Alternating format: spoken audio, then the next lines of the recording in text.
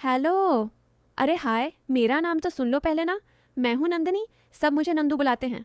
उम्र अभी अभी 23 की हुई हूँ, पर लोग कहते हैं कि मैं दिखती 19 से 20 से ज़्यादा नहीं हूँ। गाल गोल गोल, आंखें बड़ी बड़ी, और हंसते वक्त गालों पर पड़े रहने वाली डिम्पल की वजह से पापा कहते हैं कि मैं बचपन से ही लोगों का दिल चुराती फिरती हूँ। हाइट 5 फीट 4 इंच है, पर जो थोड़ा बहुत ऊपर नीचे है ना, वो सब सही जगह पर है। मतलब लोग बार बार देखते रह जाते हैं। मैं शर्मा जाती हूँ, पर मन ही मन मुस्कुरा भी लेती हूँ। गांव की हूँ, पर पढ़ाई के चक्कर में 2 साल से लुधियाना में पीजी लेकर रह रही हूँ।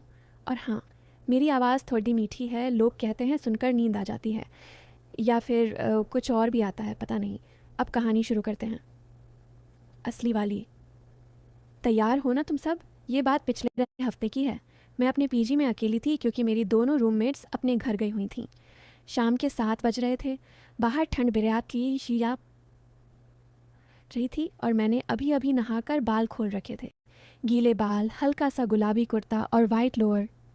बस ऐसे ही बैठी थी बेड पर, फ़ोन में रील्स देख रही थी। तभी दरवाजे पर धीरे से खटखट हुई। मैंने सोचा शायद कोई सहेली होगी, पर जब दरवाज़ा खोला तो सामने खड़ी दुल्हा था। अरे बाप रे! मकान मालिक का बेटा, विक्की भैया। उम्र होगी कोई 28 से 29, कद 6 फुट से ऊपर, चौड़ी छाती और वो मूंछों वाली स्माइल। गांव वाले लड़के जैसा मोटा तगड़ता, पर शहर में रहते रहते थोड़ा स्टाइलिश भी हो गया था। वो हाथ में एक बड़ा सा डिब्बा पकड़ते खड़ा था। नंदू, मम्मी ने घर से मठरी गुड्डा भेजा है, बोली बांट दे सबको। उसने डिब्बा आगे बढ़ाया। मैंने लिया तो उसका हाथ हल्का सा मेरे हाथ से टच हो गया। मैंने जल्दी से डिब्बा छीन लिया और मुस्कुराकर बोली, थैंक यू भैया, अंदर आ जाओ ना, चाय पी लो। अब मैंने सोचा था कि वो मना कर देगा, पर उसने ऐसे देखा जैसे मैंने कोई बड़ही वाली ऑफ़र दे दी हो। चाय? अकेले पीने का मन नहीं था क्या? उसने हंसते हुए पूछा और बिना इंतज़ार किए अंदर घुस आया। मैं तो एकदम से शर्मा गई। मैंने जल्दी से दुपट्टा ठीक किया, पर वो गीले बालों से पानी टपक रहा था। एक बूंद कुर्ते पर गिरी और वो हल्का सा चिपक गया। मैंने देख लिया कि विक्की भैया की नज़र वहीं अटक गई। बैठो ना भैया, मैं चाय बनाती हूँ। मैं किचन की तरफ भागी। पीछे से उसकी आवाज़ आई, अरे नंदू, इतनी जल्दी क्या है, मैं भी मदद कर दूँ? मैंने मना किया, पर वो फिर भी किचन में घुस आया। छोटा सा किचन था, 2 लोग मुश्किल से खड़े हो सकते थे। मैं गैस जलाने के लिए झुकी तो मेरा दुपट्टा साइड में सरक गया। विक्की भैया बिल्कुल पीठ से सटा खड़ा रहा था। उसकी सांस मेरी गर्दन पर लग रही थी। मैंने एकदम से पीछे मुड़ कर देखा तो उसका चेहरा सिर्फ 2 इंच दूर था। भैया, चाय पत्ती ऊपर वाली शेल्फ पर है, आप निकाल दो ना, मैंने घबरा कर कहा। वो मुस्कुराया और हाथ ऊपर उठाया। उसका पूरा बदन मेरे ऊपर से गुजरा। छाती मेरी पीठ से रगड़ गई। मेरे तो रोंगटे खड़दे हो गए। उसने चाय पत्ती निकाली और धीरे से मेरे कान में फुसफुसाया, नंदू तुम बहुत गर्म हो, मतलब चाय के लिए बहुत जल्दी है तुम्हें। मैं कुछ बोल नहीं पाई, हाथ कांप रहे थे। उसने फिर से हंसते हुए कहा, अरे मैं तो मजाक कर रहा हूँ, तुम तो शर्मा गई। मैंने चाय बनाई। दोनों कप लेकर कमरे में आए। वो सोफे पर बैठ गया और मैं बेड पर। बीच में सिर्फ एक छोटा सा टेबल था। उसने मठरी का डिब्बा खोला और एक मठरी मेरे मुंह के पास लाकर बोला, ले मुंह ही खोल। मैंने हंसते हुए मना किया, पर उसने ज़िद की। मैंने मुंह खोला और उसने मठरी मेरे होंठों से छुआ दी। मेरे होंठों पर उसकी उंगलियां हल्की सी लगीं। मैंने जल्दी से मठरी खा ली और पानी पीने लगी। वो बस देखता रहा। फिर बातें शुरू हुईं। नंदू, तुम्हारी शादी कब कर रहे हैं घर वाले? अरे अभी तो पढ़ाई चल रही है भैया। पढ़ाई के साथ साथ कुछ और भी चल रहा है क्या? उसने आंख मारी। मैंने शर्माकर सिर झुका लिया। वो और पास खिसक आया। अब सोफ़ा और बेड के बीच सिर्फ 1 फुट का फासला था। उसकी घुटने मेरी घुटनों से टच हो रही थी। में गांव की लड़कियां ऐसी नहीं होती। भैया आप भी तो, मैंने हिम्मत करके कहा। मैं क्या? वो हंसा और अपना हाथ मेरे घुटने पर रख दिया। मेरा दिल ज़ोर से धक धक धकने लगा। मैं हिली नहीं। उसका हाथ धीरे धीरे ऊपर सरकने लगा। मैंने आंखें बंद कर लीं। मुझे लगा अब कुछ होने वाला है, पर तभी मेरा फ़ोन बजा। मम्मी का कॉल था। मैं एकदम से उछली और फ़ोन उठा लिया। विक्की भैया ने हाथ पीछे खींच लिया और मुस्कुराकर उठ खड़िद्दा हुआ।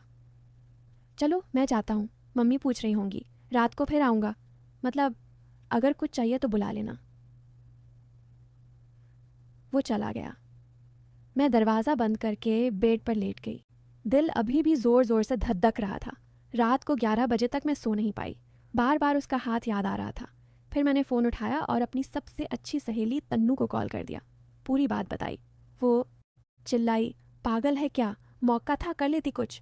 मैंने कहा, नहीं यार, डर लग रहा था और पता नहीं सही था या गलत। अगले दिन सुबह 7 बजे फिर दरवाजे पर खटखट। मैंने सोचा था शायद दूध वाला है, पर दरवाज़ा खोला तो फिर विक्की भैया, हाथ में ब्रेड ऑमलेट की प्लेट। सुन, मम्मी बोली तू अकेली है, नाश्ता कर ले। मैंने प्लेट ली और उसे अंदर आने को कहा। आज मैंने स्लीवलेस टॉप एंड शॉर्ट्स पहने थे क्योंकि गर्मी लग रही थी। उसकी आंखें एकदम चमक गईं। नंदू, ये क्या पहना है? घर में हूं ना भैया, आराम से। वो हंसा और बोला, अब तो मुझे भी आराम से बैठना पीढ़ी लिया थेगा। फिर वही पास बैठ गया। आज उसने मेरे कंधे पर हाथ रखा। धीरे धीरे उंगलियां गर्दन पर फिरने लगीं। मैंने कुछ नहीं कहा। उसने मेरे कान में फुसफुसाया, तेरी स्किन कितनी सॉफ्ट है रे, मक्खन जैसे। मैंने आंखें बंद कर लीं। लगा कि अब सच में कुछ होने वाला है। उसका हाथ मेरी कमर पर आ गया। मैंने हल्का सा सिहर उठी। वो और पास आ गया। उसके होंठ मेरे गाल के पास थे। मैंने सांस रोक ली, पर तभी बाहर से आवाज़ आई, नंदिनी बेटी, दरवाज़ा खोलो। मकान मालिक की मम्मी जी थीं। विक्की भैया एकदम से उछलकर दूर हो गया। मैंने जल्दी से दरवाज़ा खोला। मम्मी जी अंदर आईं और बोली, बेटी, मैं सोच रही थी कि तू अकेली है, आज मेरे साथ ही खाना खा लिया कर। और हाँ, विक्की से कह दो कि तुझे कुछ चाहिए तो बुला लिया कर, वो तो बेचारा तेरे लिए कुछ भी कर देगा। विक्की भैया शर्मा गया और बोला, हाँ मम्मी, मैं तो नंदू का खास ध्यान रखता हूँ। मम्मी जी चली गईं। हम दोनों एक दूसरे को देखकर हंसने लगे। उस दिन के बाद से विक्की भैया रोज़ आता, कभी कुछ लाता। एक रात तो हद हो गई। 12 बजे थे। मैं सोने की कोशिश कर रही थी। अचानक दरवाजे पर धीमी सी खटखट। मैं डर गई। फ़ोन उठाया तो विक्की भैया का मैसेज था, दरवाज़ा खोल, बहुत ज़रूरी है। मैंने डरते डरते दरवाज़ा खोला। वो अंदर आया और बोला, नंदू, मुझे तेरी मदद चाहिए, सच में। उसकी आंखें लाल थीं। मैं डर गई। क्या हुआ भैया? वो बेड पर बैठ गया और सिर पकड़ डेच लिया। मेरी गर्लफ्रेंड ने ब्रेकअप कर लिया। मैं पागल हो रहा हूँ। मुझे कोई समझ नहीं आ रहा। तू मेरी सबसे अच्छी दोस्त है ना अब। बस आज रात मेरे साथ रहना, बस बातें कर। मैं हैरान रह गई। मैंने उसे पानी पिलाया। वो रोने लगा। मैं उसके पास बैठ गई। उसने मेरा हाथ पकड़ डेच लिया और बोला, तू कितनी अच्छी है नंदू। मैंने तुझे इतना तंग किया, पर तूने कभी बुरा नहीं माना। फिर उसने मेरा हाथ अपने गाल पर रखा। मैं चुप रही। वो धीरे धीरे शांत हुआ। फिर बोला, सच बता, तुझे कभी लगा कि मैं गलत इरादे से आता हूँ? मैंने सिर झुका लिया। वो हंसा और बोला, मूर्ख हूँ मैं। तेरे जैसे लड़की को छूने की हिम्मत भी नहीं होनी चाहिए थी।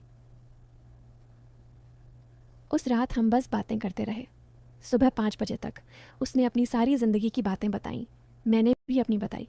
पता चला कि वो मुझे सच में बहुत चाहता है, पर इज्जत करता है इतनी कि कभी कुछ गलत नहीं करना चाहता। फिर धीरे धीरे दिन बीतते गए। वो रोज़ आता, पर अब सिर्फ बातें करने। कभी मेरे लिए खाना लाता, कभी मेरी पढ़ाई में मदद करता। एक दिन मैं बीमार पीढ़ी रीढ़ गई। बुखार बहुत तेज़ था। मम्मी पापा दूर थे। उसने रात भर मेरे सिर पर पानी की पट्टी रखी। मेरे माथे पर हाथ फेरता रहा। मैंने उस रात उसका हाथ पकड़ रीढ़ लिया और सो गई। आज 2 महीने बाद हम दोनों एक दूसरे के बिना रह नहीं सकते। उसने घर वालों से मेरे लिए बात की है। मम्मी जी बहुत खुश हैं। कहती हैं, मेरे बेटे को इससे अच्छी बहू कोई नहीं मिल सकती। और हाँ, वो जो तुम सब सोच रहे थे ना कि कब होगा, वो कभी हुआ ही नहीं। पर जो हुआ वो उससे कहीं ज़्यादा खूबसूरत था। तो ये थी मेरी कहानी। थोड़ी सी शरारत थी। अब तुम बताओ, अच्छी लगी? मैं नंदिनी। अब जल्दी ही नंदिनी विक्रम सिंह बनने वाली हूँ। बस दुआ करना कि ज़िंदगी ऐसे ही हसीन रहे। बाय।